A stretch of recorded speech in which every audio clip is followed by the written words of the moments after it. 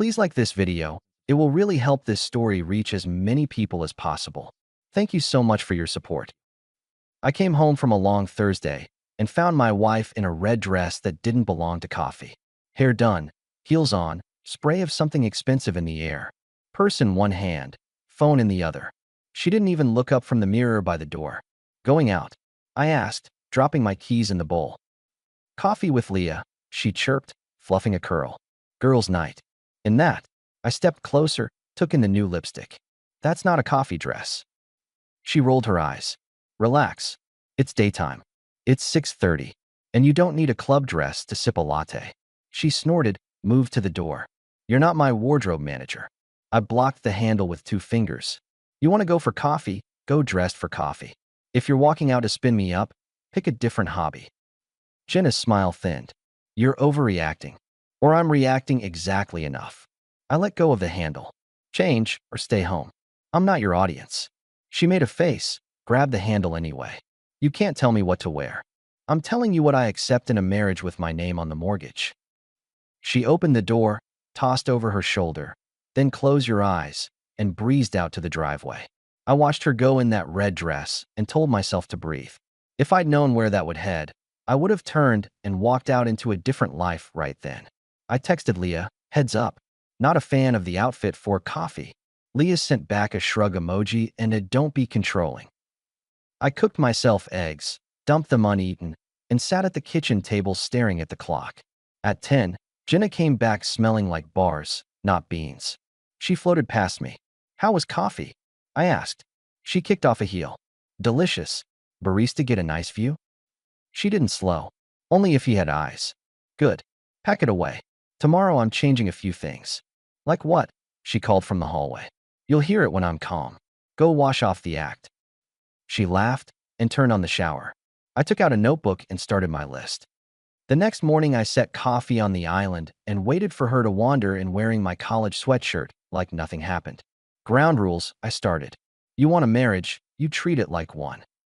Don't start, she groaned, reaching for a mug. I pushed it toward me instead.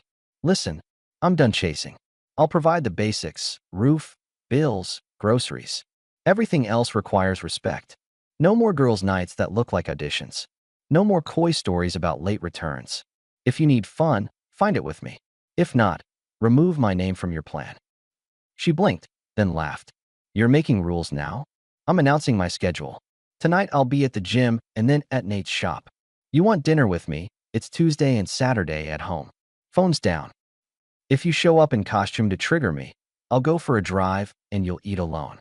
And I'm separating the checking accounts today. Joint covers the house. The rest is mine until I see partnership, not theater. You're punishing me? She leaned on the counter, cocked her head. I'm protecting my time and money. You don't work. That's not a jab. That's context. You live on what I bring home. With that comes a minimum of respect. I'm not a vending machine with a ring. She folded her arms. You're ridiculous. Maybe, but it's in place. She stared at me for a long beat, then softened her voice.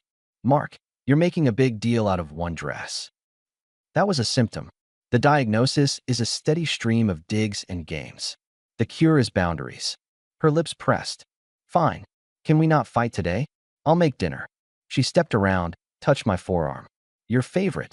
I'll be home at 8. If you're home at 8, we'll eat. She nodded, eyes shiny, and for a second I thought maybe she heard me. That night she had candles going and salmon on the table. She set a plate in front of me and kissed my cheek like the wife from a commercial. This looks good, I said. I can't hear you when you talk like a human, she replied.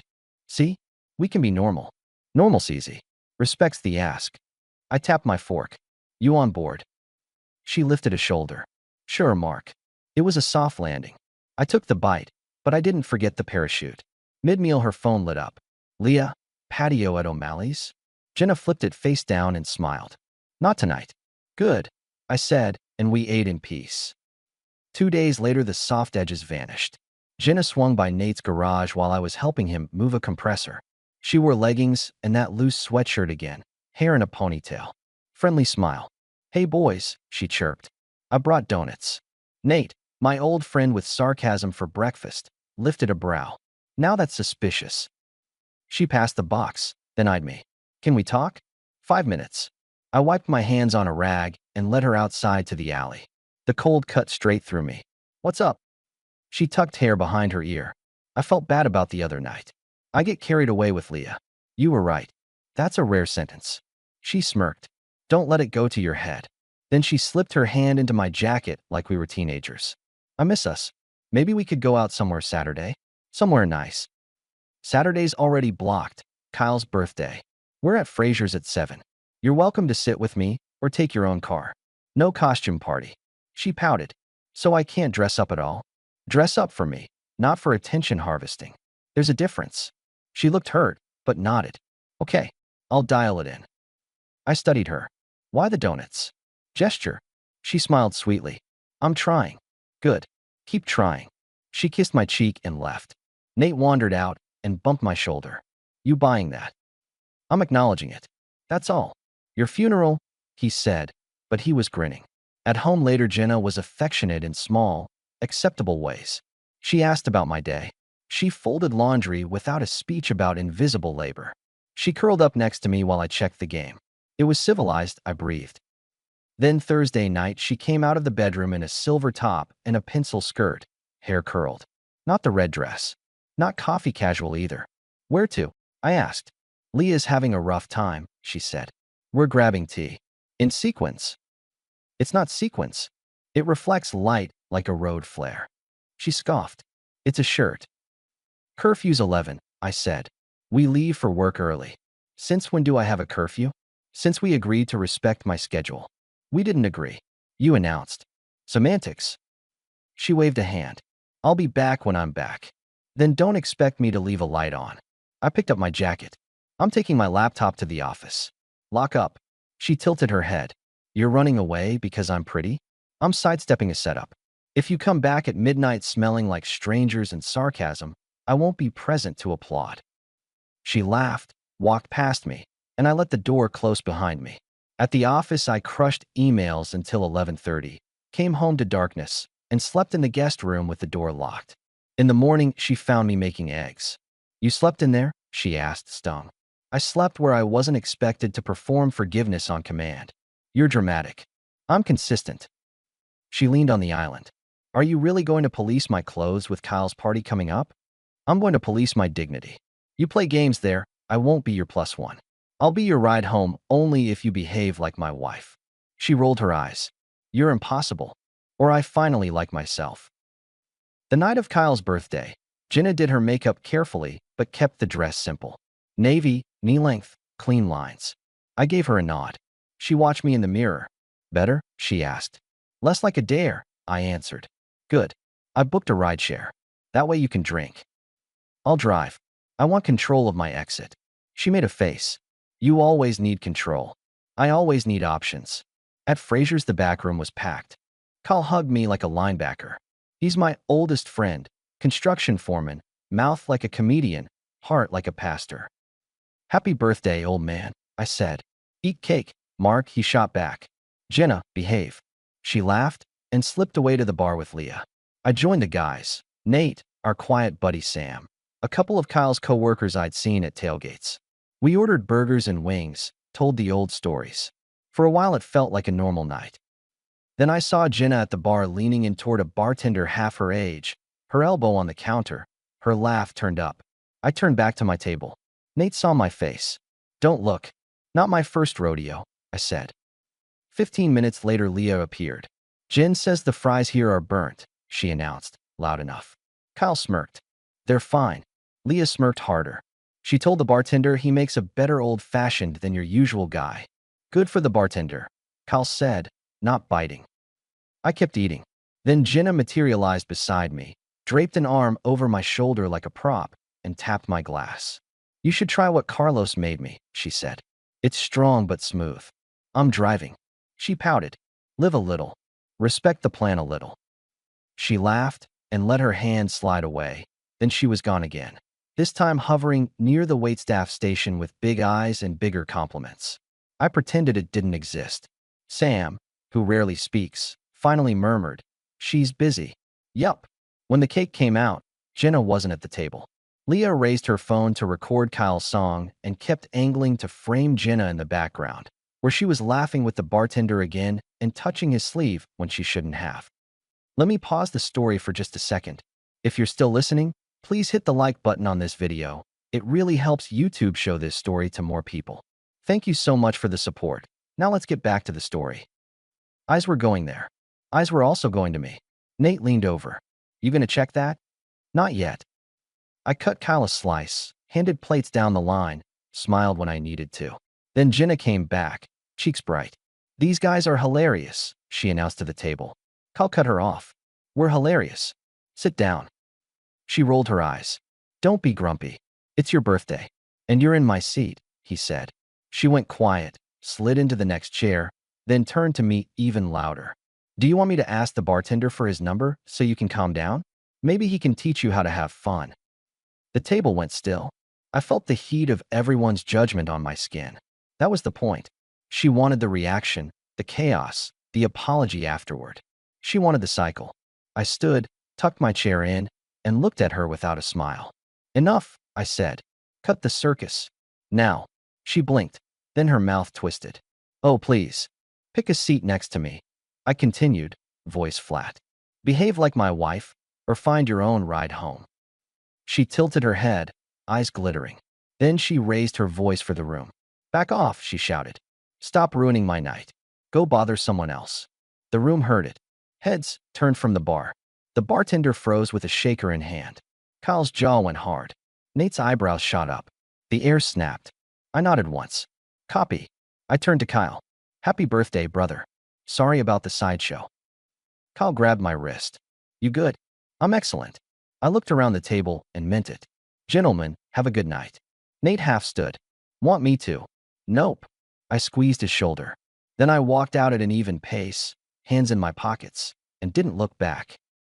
On the drive home, I rehearsed nothing. I didn't slam a steering wheel or call anyone for advice. I unlocked the front door, pulled out 2 suitcases from the hall closet, and started folding her clothes with the precision of a move. If it looked cold, good. It needed to be. 2 hours later, the bags were lined up by the door. I took her key off the hook and put it in my pocket.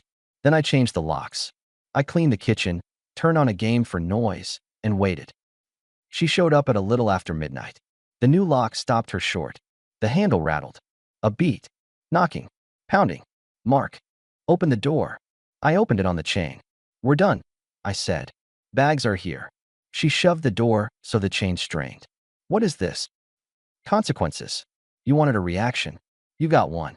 Let me in, she demanded, too loud for the hour. This is my home. Not anymore. She went ballistic. You're so dramatic. You think you're strong now? You think you can lock me out? Let me in. I unhooked the chain, picked up both suitcases, and set them on the porch. Then I stepped out, pulled the door behind me, and kept my voice bored. All done at Fraser's? She crossed her arms. Had a great time without you. Awesome. Keep that energy for the curb. Her face twisted. You're really doing this? Yep. She jabbed a finger toward the neighborhood. The neighbors can hear. Then they'll know I value my sleep. She sneered. So what now, tough guy? You played house sheriff. Now open the door. I laughed. This isn't your house anymore. Don't disturb my evening. Go entertain someone else. I let that hang between us, then added. Keep yelling, and I'll call the cops for noise. Your choice. I closed the door. She pummeled it for a minute, then went quiet. After a while, a car pulled up. She dragged her bags down the steps and left with her chin high, like it was her idea. I went to bed and slept like a person who has finally decided. In the morning, I brewed coffee, opened my laptop, and filled out the initial paperwork for a dissolution through my company's benefits portal. No threats, no theater. I attached what I needed to attach, clicked submit, and sent the notice. Then I texted Kyle. Filed. Done. He replied with a thumbs up, and I'll handle the friend chatter. I drove to the ocean the day after. That was my gift to myself. Not a running away, a clean change of air. I booked a small place near the boardwalk. The water was gray and loud and indifferent to my life. On day 2, I met Dana. She was on the patio of a beach grill finishing a fish taco, reading a paperback with the corners folded. Early 40s, smart eyes, no performance. I asked if the seat was free. She said, If you can stand the wind. I sat. We talked. We kept talking. I didn't tell her my life story, and she didn't ask for it like a detective. We walked the boardwalk, got ice cream, watched teenagers crash into each other on rented bikes. That night we faced the tide from 2 plastic chairs and let silence do the work. The next afternoon we rented kayaks and laughed when the wind pushed us sideways. She told me about her job with a nonprofit. I told her about Nate's shop and Kyle's jokes and the house I wasn't in. 3 days into this, my phone started going off. First a text. What is this? Papers? Are you serious? Then another. After everything? You blindsided me. 10 minutes later. Call me. Now. I didn't. I set the phone face down. Dana glanced at it, and then at me. Need to grab that? She asked. No. We ordered grilled shrimp. The texts kept coming, long, then short, then just question marks. That night a voicemail, then 5. The next morning, a different tone. Mark, we need to talk. I was upset. I didn't mean to embarrass you. It was a dumb joke. We can fix this. I let it roll into the cloud. Day 5, she tried the parents' route. I'm going to talk to your mom. She needs to know you're throwing away a marriage. I turned the phone off. Dana and I walked to a pier and watched a pelican dive like it knew what it was doing. I slept like the tide. Day 7. I picked up when the screen said unknown. Her voice came small, almost childlike. Please. I didn't think you'd do it. I wanted to feel something from you. You used to try so hard. It made me feel like I mattered. That's all I wanted. The honesty would have worked 2 months earlier. I'd have thrown my dignity on the altar and called it love. Now it was just information. I hope you got your something, I answered. This is my decision. It stands. Don't call again. Mark, wait. Goodbye, Jenna. I ended the call, added her to the block list, and put the phone back in my pocket. Dana passed me a bottle of water without commentary. After a week on the coast, I drove back with the sun line on my nose and a settled spine. I pulled into my driveway and stood for a while just listening to the neighborhood hum. Mr. Carter, next door, was watering his lawn. He's retired, likes edgers and routine. He lifted a hand. You all right, Mark? Better than all right, I said. Good, he said. Your lady came by yesterday banging on that door like it owed her money. I almost called the boys in blue. I asked her not to do that. I figured. Inside, the house felt different. Quieter in a way that wasn't empty. I made a sandwich, sat at the table, and my phone lit up with a group text. The friends. The stories had started, apparently. Leah had posted some nonsense about how Jenna had left me, that I'd been tight with money, that I'd been stepping out. That last part drew a hiss out of me. Not the word itself, the slander. Nate wrote, we were there. Kyle wrote, she's rewriting. Sam, whose texts come once a season, wrote, saw everything. You're fine. I typed nothing. I didn't have to. People who matter had eyes. Jenna tried to catch me twice the next week. Once outside my office, leaning on my car when I walked out at 5. She looked small. Please, she started. Just talk to me. I'm not having this conversation in a parking lot, I said, keys in hand. Can we go somewhere? No, I unlocked the car. Just 5 minutes. Move, Jenna. I kept my voice even. You told me to go bother someone else. I did. You got what you asked for. She flinched. I didn't mean. I know what you meant. That's why this is done. I got in the car and pulled out while she stood there with her mouth open and her phone in her hand like a life preserver. The second time she parked across from my place and waited on the curb. I saw her from the living room. I waited 10 minutes, then opened the door and walked down to the sidewalk. Go home, I told her. I don't have one, she said. I'm staying with Leah. That's a choice, not a condition. Can we at least keep it quiet? My parents are worried. Your parents are adults. They'll survive reality. She tried a soft voice. I made a mistake. I thought you needed a push. I wanted you to fight for me. I was fighting for us while you were cosplaying single. I tipped my head toward the street. You like the orbit. You lost the planet. That doesn't even make sense, she snapped, old tone back. It makes enough sense for me. I pointed at her car. Leave. She went theatrical, eyes wet, hands up, word salad. I didn't feed it. I went back inside and locked the door, then turned on a podcast and installed shelves in the spare room. When I need peace, I hang something level. The next day, I closed the last joint account and transferred my direct deposit to my own. I emailed the landlord of Jenna's favorite yoga studio that I wouldn't be renewing her prepaid classes, and I canceled the standing Friday dinner with her cousins. All without commentary, just facts. A week after the papers arrived at wherever she was, the stories got louder. I ran into a mutual acquaintance at the hardware store who said in a careful voice, "I heard you guys split." She said you know.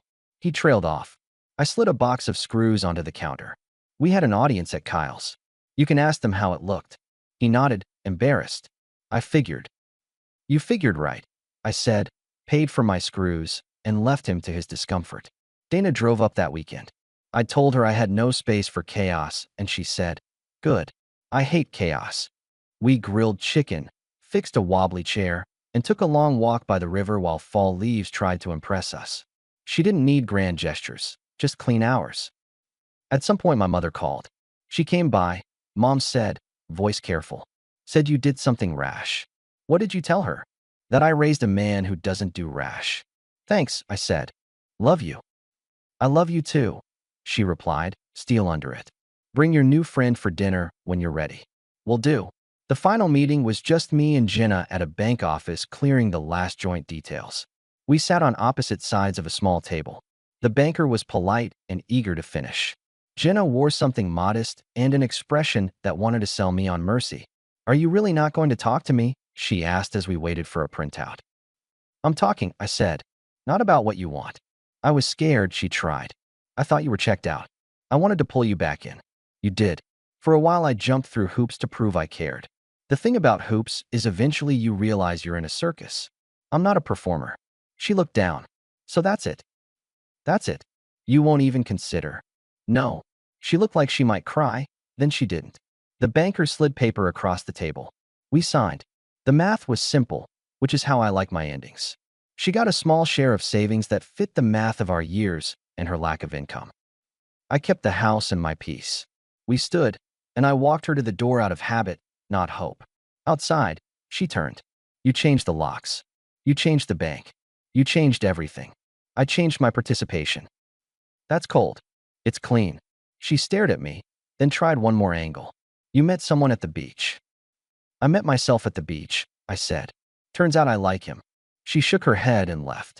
I went home, put my phone on the counter, and looked around my clean, quiet kitchen. I didn't feel triumphant. I felt done. On a Tuesday a month later, I pulled into a driveway that wasn't mine. It belonged to a small place I'd been renovating slowly. White paint, wood floors, tools stacked where they made sense. Dana was there on the couch with a book and a sweatshirt that didn't have a brand stamped on it. I put my bag down, and she looked up. How was your day? She asked. Profitable, I said, grinning. And calmer than the last year put together. Hungry. Starving. We ate chicken and salad at the table without phones. Later we sat on the porch and listened to nothing in particular. The next morning I drove a truck that wasn't new but ran like it meant it to work. I parked next to Nate's garage with a cooler of drinks and helped him with a stubborn muffler. He looked at me after a while. You look 10 pounds lighter, he said. That's just sanity. I'll stop by with coffee and that big laugh. Birthday clown finally left town? Somewhere far, I said. Good, he grunted. You gave her runway she didn't pay for. Not anymore. We went back to wrenching and arguing about whether to replace or rebuild, and life felt like a thing I owned again. Every now and then I hear through someone that Jenna tried another story. Sometimes she's the hero. Sometimes she's the one who escaped. Sometimes I'm the villain who counted pennies and attention. People nod, change the subject, and text me the highlights like bad weather reports. I don't answer. The people that mattered were at the table that night. They watched me choose the door. If you want a pretty line to end on, you came to the wrong guy. I don't deal in quotes you stitch on pillows. I deal in actions. She wanted noise. I gave her silence and a boundary she could break a nail on. She wanted a show. I closed the curtains. She wanted me to fight for her. I fought for my respect instead. The night at the restaurant, when she looked at me and performed for a room, I put my hand on the back of my chair and thought, you love testing fences. Let's see how you handle one that doesn't move. When I told her outside our own door, this isn't your house, that wasn't drama. That was the truth she'd been daring me to remember. And when my phone lit up at the coast, and she finally admitted she wanted attention like oxygen, I gave her the one thing she never planned for, a complete lack of it. My decision held. It still holds. Now, I wake up early, make coffee, lift heavy things, and build something that looks a lot like a life. I take Dana to the farmer's market, and we buy too many tomatoes. I grill on Sundays, argue with Kyle about football, laugh at Nate's terrible puns, and ignore Leah like spam. The house stays quiet unless I invite noise in. The bank account reads like a man with plans. The truck starts on the first try. As for Jenna, last I heard she's bouncing between couches, posting bright photos with captions about freedom that sound like commercials for products no one wants. Her circle is smaller and meaner. People smile and back away. That's not my victory. It's just what happens when the show ends and the lights come up. There's a point where you stop trying to keep somebody happy and you start making yourself proud. Mine came in a red dress, in a restaurant, in a new lock, in a plane ticket, in a block list. It came when I realized love without respect is just performance. I don't do performance anymore. I do clean exits and better beginnings. And if you're wondering whether I'd do anything different, only one thing. I'd have kept that spare key in my pocket months earlier. Our story has come to an end. If you've made it this far, how about subscribing to our channel? It helps us immensely. I've selected 2 other videos for you that I'm sure you'll enjoy. Feel free to click on them. I'll be waiting for you in the next story. See you soon.